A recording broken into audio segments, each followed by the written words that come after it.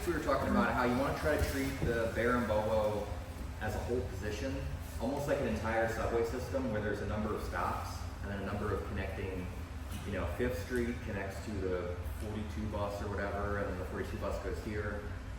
Broad Street connects to the Broad Street line, which goes that way. So it's not just a move, but it's a series of mini positions that all have little detours and connecting pieces that either allow you to solve problems you come across or switch to a different position if you need to. So for example, if I'm using a handy, let's say we're here and I do this stuff and I get the collar and I go blink, and then I get to the belt right away.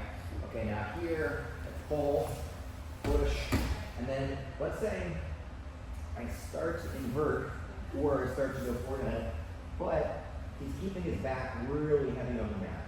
And he can do that by lifting his belly button up to the ceiling, keeping his head flat, dropping his hips down. Yeah, here. So now, it's hard to get behind him. He can also assist this by grabbing my collar and keeping my head away from him. So I can't get my head under his hips to invert, and he's keeping his back flat on the mat, which makes it hard for me to get under his back.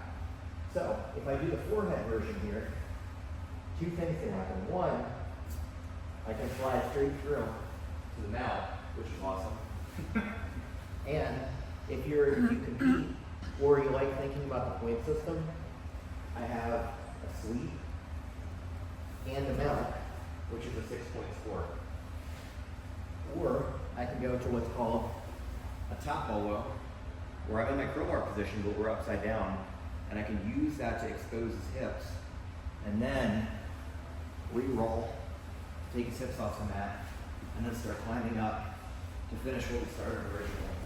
So I can either detour, get off at 5th Street, catch the 42 bus west anyway, and end up at the same destination if I'm going to 30th Street, or I can get off at 5th Street and go somewhere else. Be like, you know what, I don't like 30th Street anyway. I'm going to go to the mount position instead. That makes sense? So let's focus on the mount. So let's say we're here. I do this, I go blink, catch the hips right away, getting behind my partner, he keeps his back flat, and this is not going to happen for me. So I post on my forehead, kick this leg straight, and as I release his ankle, I'm climbing myself up to a chest-to-chest position in the mount. And if he's posting on my upper body when he can, from here, I bring myself high and drop down, or if he's grabbing the collar, I can circle my head underneath and go chest to chest if the arm's really blocking you. But most of the time when you're here, you can just slide from this position straight through the mount without too much struggle. So all we're doing is here, he starts getting his back flat to the mat, posting on my upper body. I can't invert.